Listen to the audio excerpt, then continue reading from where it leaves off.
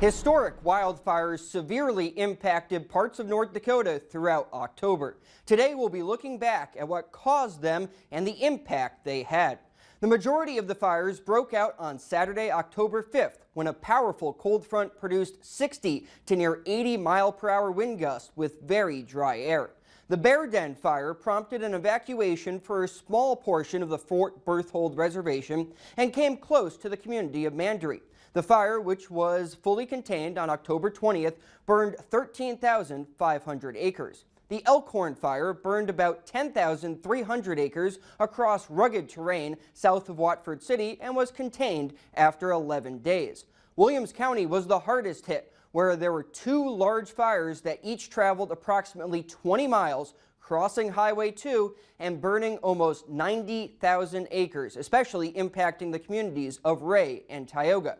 Many other fires occurred across the state that first weekend of October, and as conditions remained dry, more popped up during the middle of the month. That included fires that burned more than 1,000 acres north of Bismarck near Double Ditch and an approximately 1,000-acre fire near Medora. A combination of many factors led to the extreme severity of all these wildfires. Here's meteorologist Chauncey Schultz to explain more.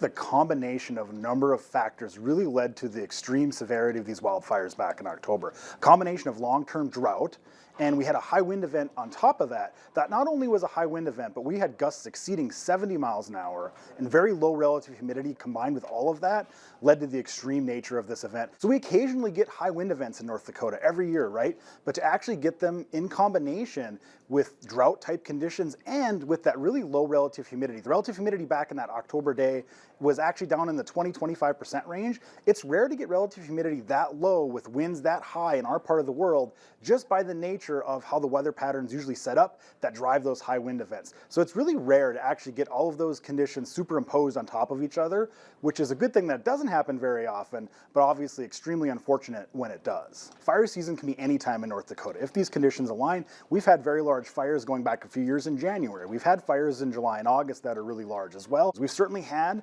past falls where we've had fire seasons as well, and a lot of it has to do with if we have moisture in that August-September timeframe. If we have moisture there, a lot of times with the fuels, the grasses will hold a little bit of that moisture until closer to we actually get snowfall. This particular fall, of course, we didn't have the moisture going in, and we had a protracted warm and dry fall. More opportunity to have these wind events on top of those dry, really drought-loaded type of fuels, which can lead to these sort of extreme conditions. These fires likely are the worst in North Dakota's recorded history, with more than 110,000 acres being impacted. The only event that comes close happened 25 years ago. The closest sort of analog that we would have is actually the Halloween 1999 wildfire outbreak, which had a lot of similarities to this one, including some really large fires in northeast Montana, western North Dakota that exceeded 20,000 acres and even greater than that. And that event also had high winds behind a cold front with relatively low relative humidity, and it also followed drought conditions. There was a lot of similarities. I think the difference maker between that event and this one that made this one even worse was that the winds were even a little bit higher. So back in Halloween 99, the wind speeds, the wind gusts were in that 60-65 mile an hour range, and this event, the wind gusts exceeded 70 miles an hour, and they stayed that high for a prolonged period of time. Looking back at some of the data, well, we could see that the Williston area, for example, really hadn't seen a half inch or more of precipitation in about 100 days leading up to that event. If we go back and look at the Halloween 1999 wildfire outbreak, very similar. It was around 100 days preceding that event where there had not been a half inch or more of precipitation, really speaking to those drought conditions, but the numbers actually line up very similarly, and we got pretty similar results. This event back in October, more of the extreme of the two, but within the general realm, we can look at those patterns, and I think that'll help us in the future better anticipate, hopefully, and predict these sort of things, and then we hope that we can prepare for them on the ground. Firefighters, the North Dakota National Guard, and many others came together to battle the blazes. Along the way, remarkable footage of their efforts was captured. Take a look.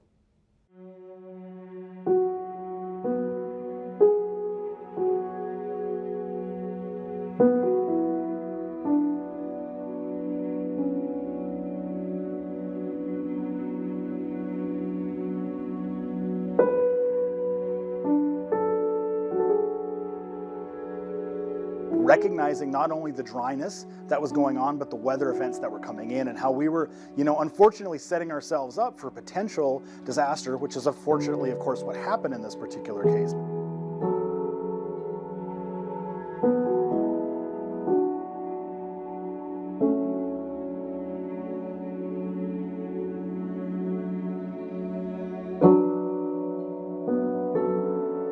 Speaking from some experience for myself, even though I was not involved with these fires, but being a firefighter in my personal time as well, the extreme nature of this, being able to try and do anything to stop these fires is basically impossible. So you're always looking for the next road, and you're hoping and praying that the winds go down, right? And so it's extreme nature of these fires that makes it a safety hazard for all the fire crews as well, and you do your best to try and stop them, but the flames are just moving so fast that you're really, really focused on protecting structures, protecting lives as best you can until you can sort of catch the fire. The topography certainly makes it a challenge for firefighting, and the firefighters, the professionals even, and all the volunteers, which we have many of across the state, deal with that problem when we get into this sort of terrain. We had that in the western part of the state where some of these fires are burning, right? And that really does make it difficult to get to the fire to get water on it. Ultimately, you need to get water on it or need to build a fire break. In a lot of these cases, they had to build fire line or fire breaks to try and slow down the fires or stop them because of, in part, the terrain and, of course, the wind on that October 5th day as well. We were seeing 75-foot flame lengths with 60-mile-an-hour winds, so just too extreme to be close to the fire. That's pretty hard to hear.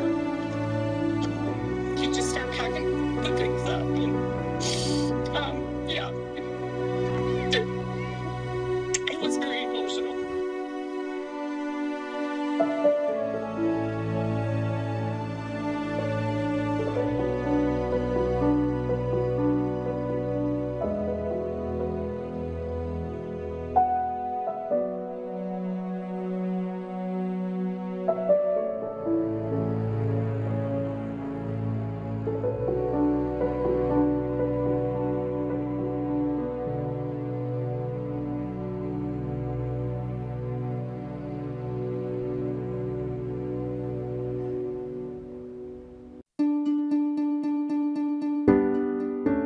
My heart needed to do something more to help our community. I'm proud to be from this community, and any little thing that happens, we come together a lot.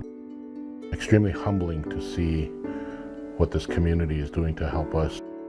This is the best of America right here. This is where neighbors still help neighbors. I know people come together and stuff like this in times of need, but it is shocking to see everybody.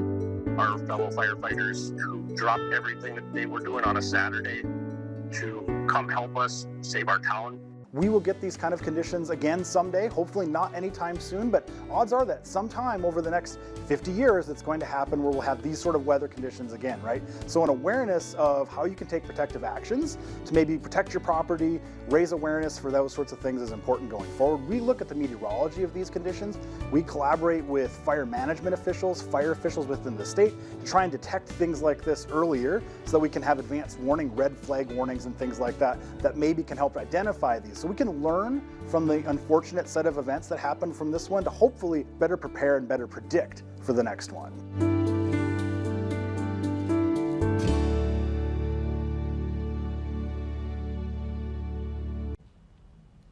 I hadn't seen some of those pictures. I haven't either, right. And a good remembrance too, it was a bad time. Yeah, it was a really bad time. Hats off to Weather Service too though, because all of the red flag warnings, everything was in place. It's just these things happen and it's an unfortunate tragedy. Very unfortunate.